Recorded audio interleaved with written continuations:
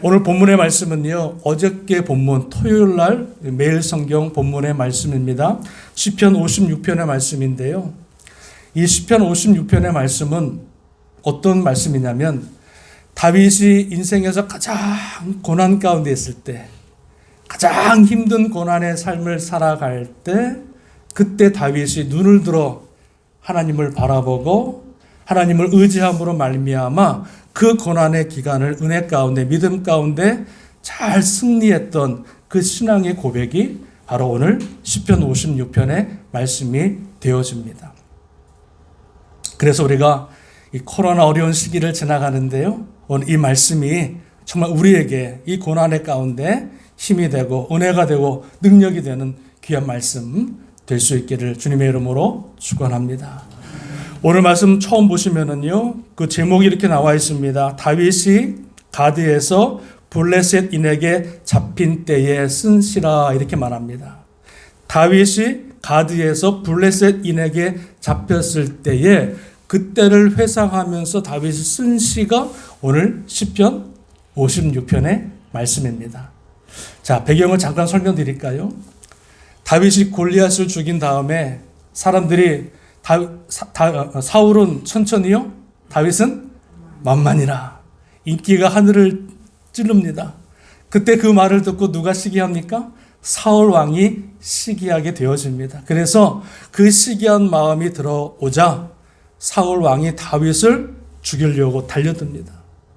그래서 그 죽이려고 달려드는 그 사울의 창을 피해서 다윗이 그때부터 도망자의 삶을 살아가는 거예요. 근데 그 좁은 나라, 그 유대 나라가 여러분 아시겠지만 우리나라 강원도 정도 땅밖에 안 돼요. 작은 나라예요.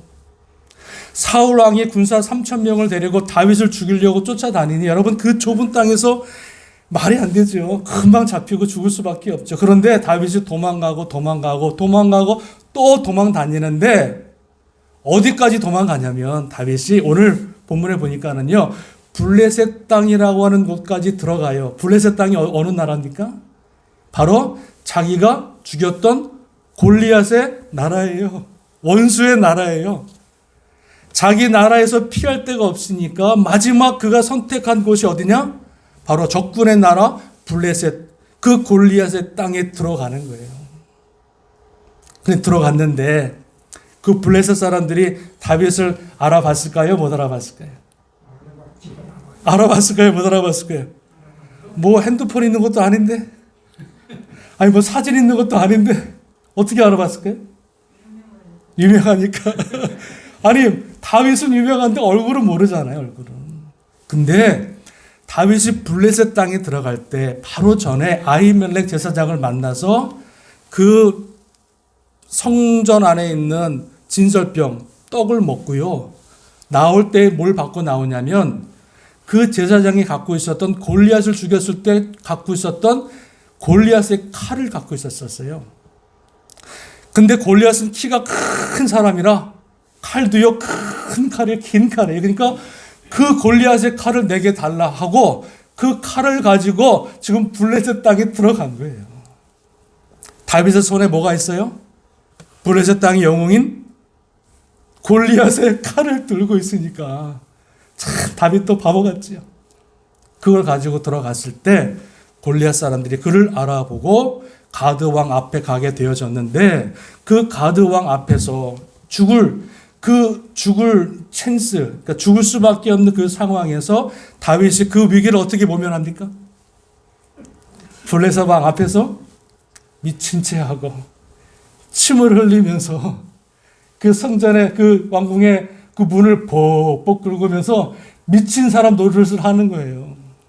헛소리하고 앉았고 침 흘리고 있으니까 가드 왕이 그것을 보고서 어떻게 합니까? 야야, 저 미친 개 같은 것 내보내라.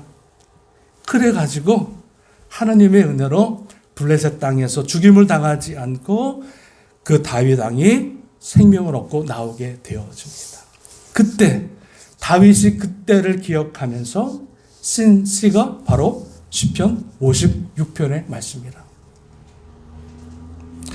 얼마나 비참합니까? 자기 민족 사람들은 자기를 죽이려고 쫓아오고 그리고 적군인 블레셋 사람들도 자기를 죽이려고 하는 상황에서 모든 사람들이 자기를 죽이려고 하는 그 상황에 처했을 때 여러분 상상해 보세요. 얼마나 두렵고 무서웠을까. 우리에게 인생에 다가오는 고난이 저는 두 가지로 봅니다. 하나는요, 외부적인 고난이 있어요. 외부적인 고난은 뭐냐면 사업이 안 된다든가, 또 병이 들렸다든가, 또 이렇게 코로나로 어려운 기간을 지나가는 그런 외부적인 고난들이 있습니다.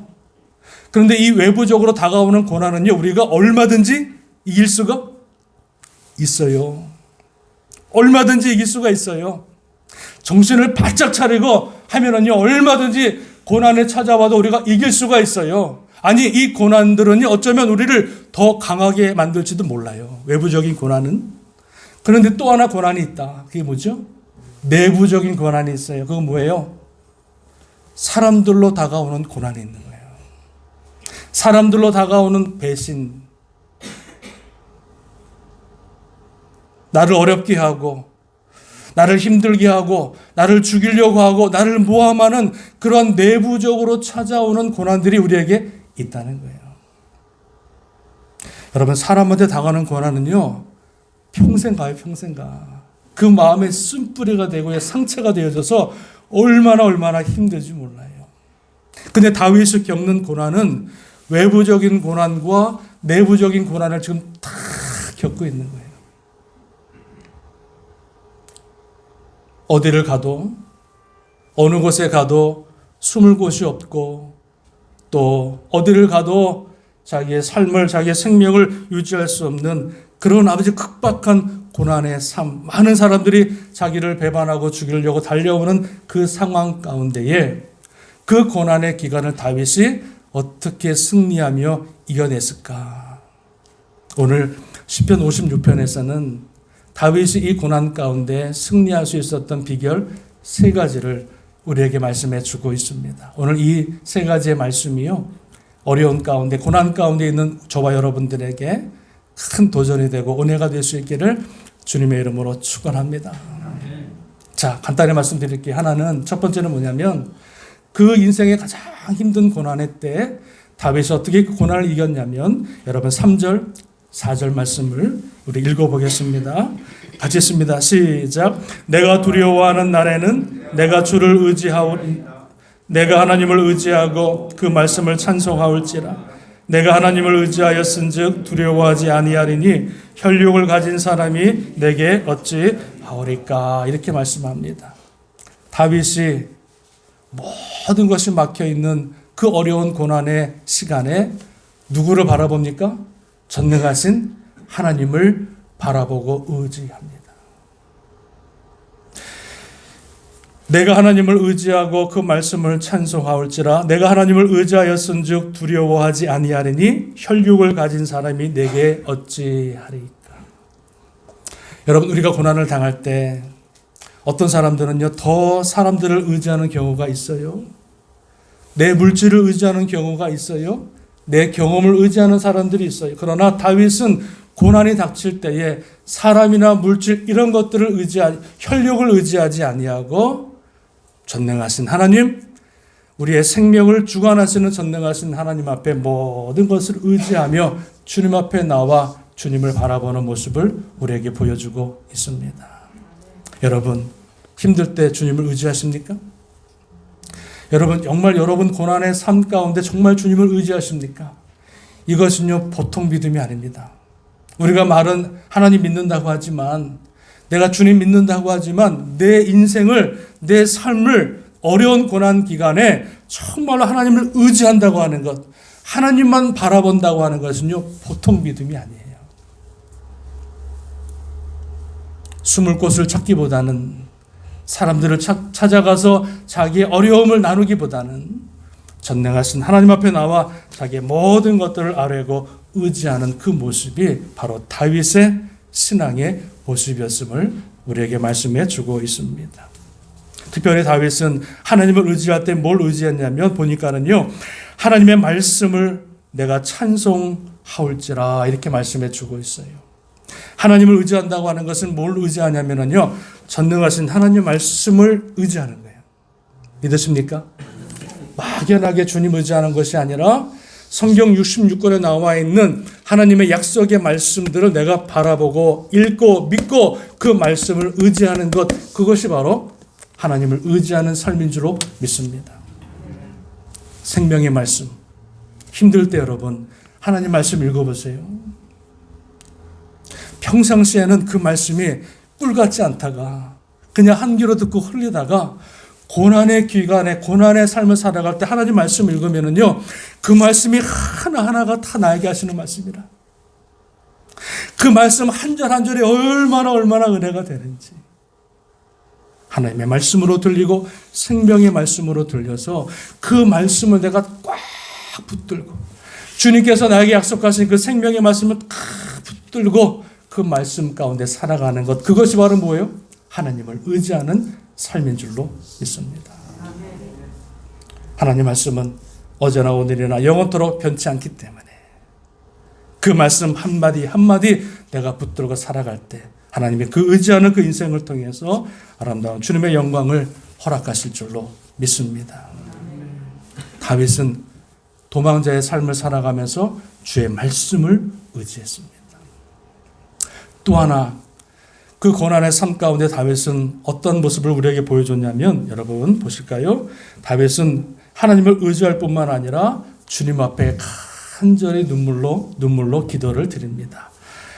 본문의 말씀 8절, 여러분 9절 한번 읽어보겠습니다. 시작. 나의 유리함을 주께서 계수하셨사오니 나의 눈물을 주의 병에 담으소서. 이것이 주의 책에 기록되지 아니하였나이까.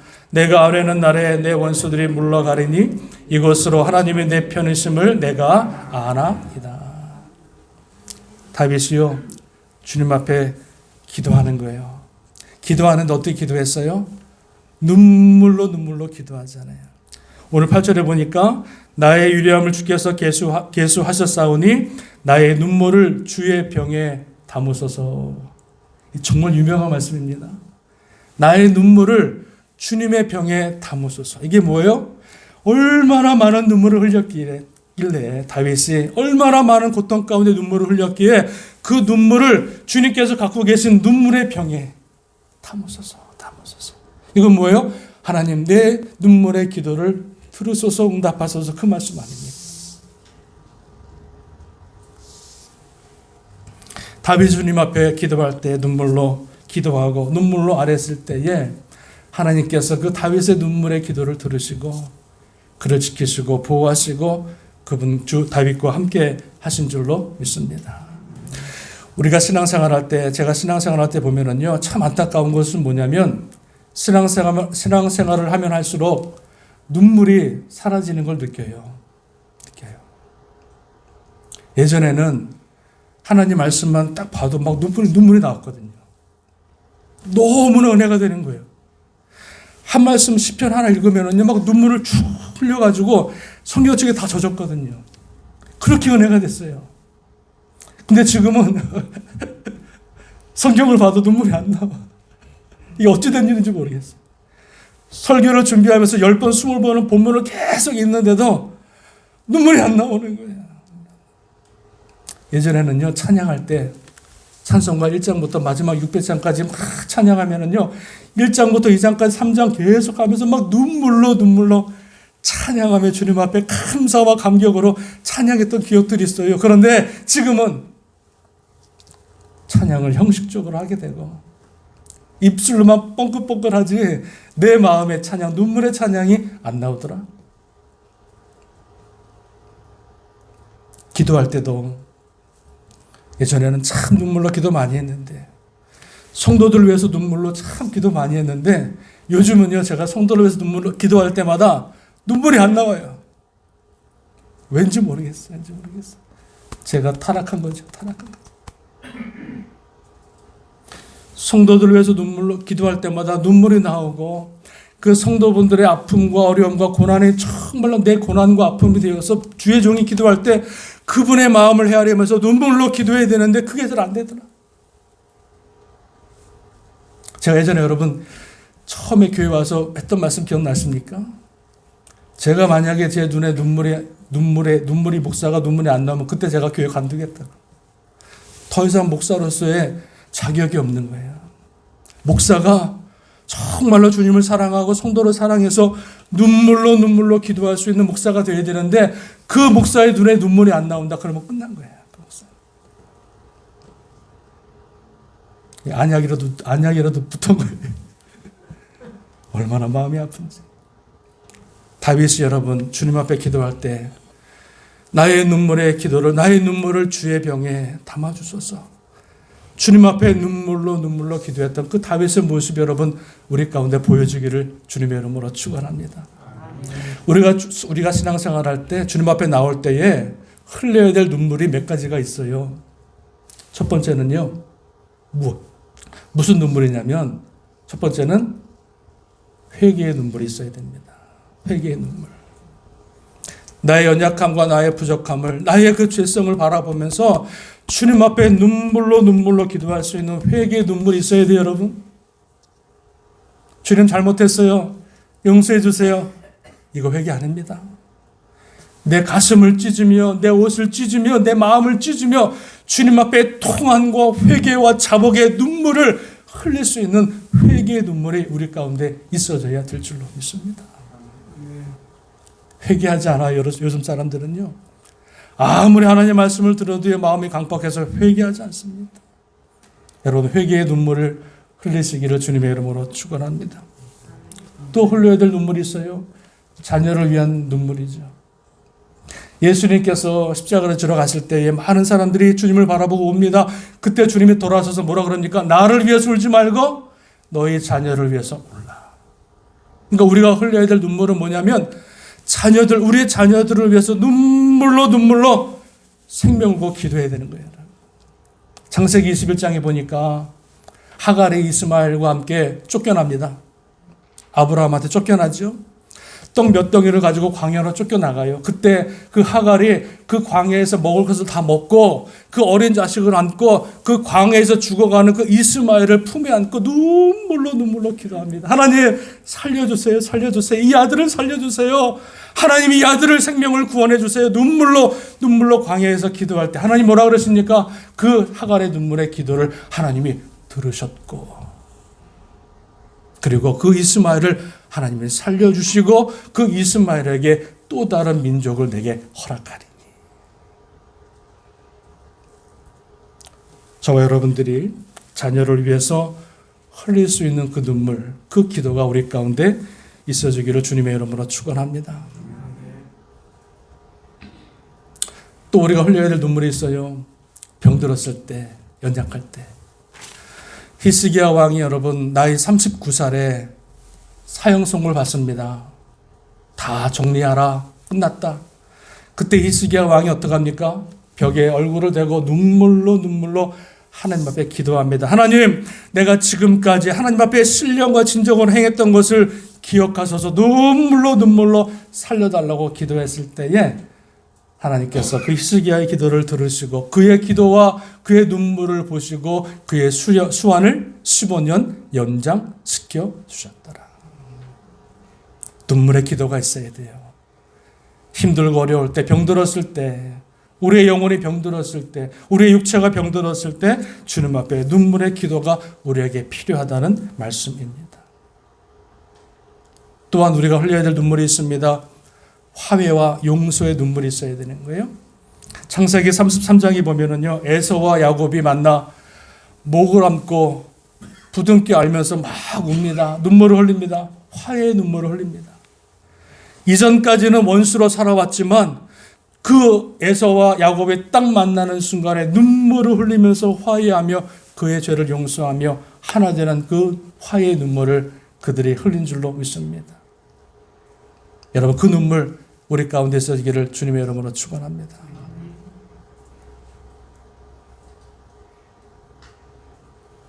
또 하나 마지막은 우리가 흘려야 될 눈물은요. 사명을 위해서 우리가 눈물을 흘려야 됩니다. 히브리서 5장 7절에 보니까 예수님께서 육체에 계실 때에 자기를 죽음에서 능히 구원하실 이에게 심한 통곡과 눈물로 간구와 소원을 올렸다 이렇게 말합니다. 예수님께서도 하나님 앞에 심한 통곡과 눈물과 간구와 소원을 올렸다 이렇게 말씀해 주고 있어요. 주님께서도 하나님 앞에 예배 기도할 때 눈물로 기도했던 것을 여러분 보게 됩니다. 그분의 사명을 이루기 위해서, 그분의 사명을 마지막까지 이루기 위해서 눈물로 기도하면서 다른 길을 가고자 할 때마다, 다른 마음이 들 때마다, 십자가를 지고 도망가려고 하는 그 마음이 들 때마다 하나님 앞에 눈물로 통화하며 자복하며 주님 앞에, 하나님 앞에 기도하며 주님께서 허락하신, 하나님 허락하신 그 사명을 끝까지 이루어 나가신 줄로 믿습니다. 하물며 여러분, 우리 인간이 하나님의 사명자로 부르신 저와 여러분이 하나님의 사명을 이룰 때 그냥 감당하느냐? 아니죠. 피를 쏟고 눈물을 쏟아야 주님 앞에 그 허락하신 그 사명을 감당하게 되는 줄로 믿습니다. 성 프란시스가 길을 갈 때마다 옵니다. 그러니까 하루는 제자들이 물어봅니다. 스승님, 왜 갈 때마다, 걸어갈 때마다 왜 이렇게 눈물을 흘리십니까? 우십니까? 물어보니까 성 프란시스가 뭐라 그래요? 내가 이렇게 보니 주님께서 나를 위해서 당하신 그 십자가의 고난, 주님께서 살아생전에 눈물로 통안으로 기도하셨던 그 주님의 십자가를 붙들고 기도했던 그 주님의 모습을 바라보면서 너무 감사하고 너무 은혜가 돼서 내가 이렇게 눈물을 흘린다, 이렇게 말씀하더라는 거예요. 사랑하는 여러분, 오늘 다윗이 나의 눈물을 주의 병에 담으소서, 주님의 병에 우리의 눈물이 차야, 주님의 병에 우리의 눈물에, 기도의 눈물이 차야 하나님께서 그 기도를 들으시고 응답하시고 회복시키시고 구원하시고 살리시는 역사가 있게 되는 줄로 믿습니다.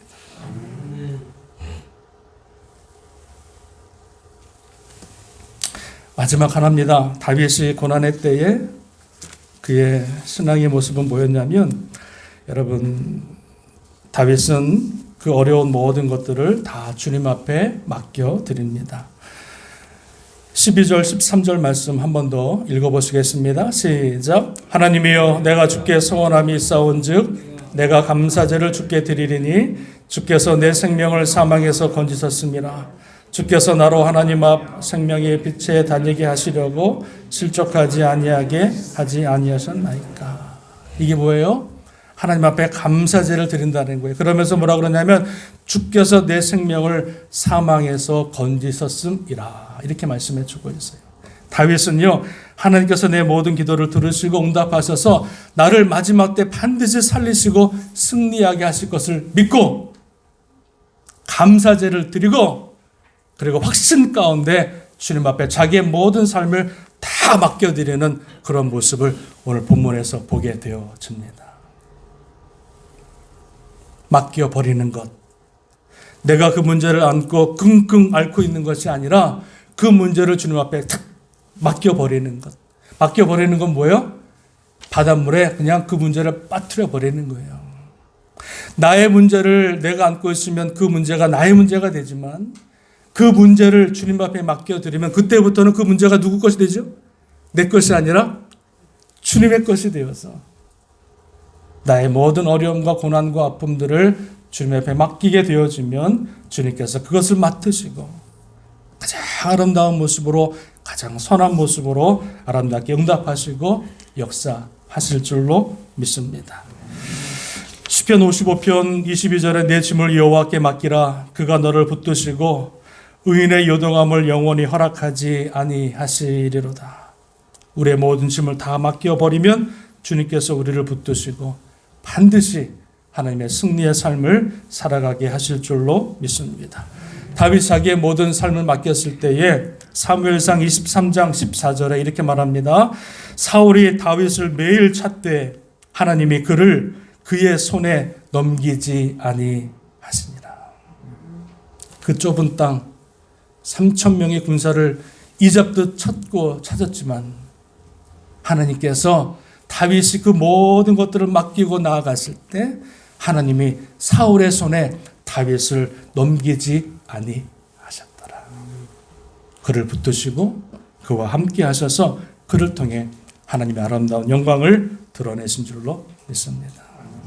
사랑하는 여러분, 힘든 시간, 고난의 기간을 우리들이 지나갑니다. 오늘 다윗이 고백했던 이 시편 56편의 말씀이 우리에게 힘이 되고 또 능력이 되기를 바랍니다. 고난의 기간에 정말 주님 의지하시고 바라보시고 또 눈물의 기도로 주님 앞에 나아가시고 이제 그 모든 문제를 내가 붙들고 있는 것이 아니라 다 주님께 맡겨서 감사함으로 찬양으로 주님 앞에 영광 돌릴 수 있는 우리 모두 될 수 있기를 주님의 이름으로 축원합니다. 축원합니다. 아멘.